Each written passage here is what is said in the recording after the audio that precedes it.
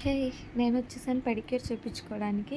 రోజు నడిచి, నడిచి ఉంటాం కదా! సో, అప్పుడప్పుడు ఇలా కాళ్ళని కూడా ప్యాంపరింగ్ చేయాలని చెప్పి పెడిక్యూర్ ప్లాన్ చేశాను.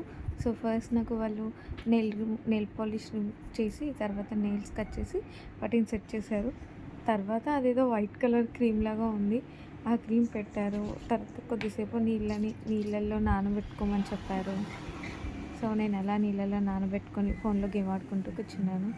తర్వాత వచ్చి మొత్తం ఇలా దాంతోని డెడ్ స్కిన్ అంతా తీసేసారనమాట.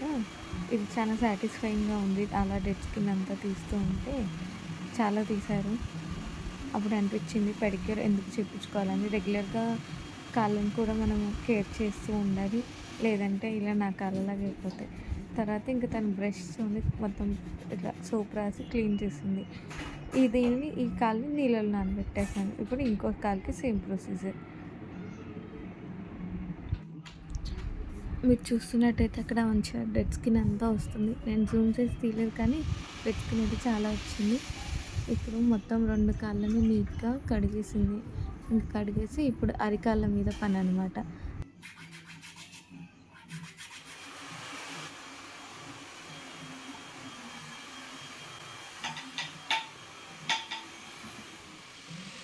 సో, 2 అరికాళ్ళకి అలా చేశాక ఇప్పుడు కాళ్ళు నీట్‌గా కడిగి ఇప్పుడు ఇది some moisturiser plus massage cream అని చెప్పింది.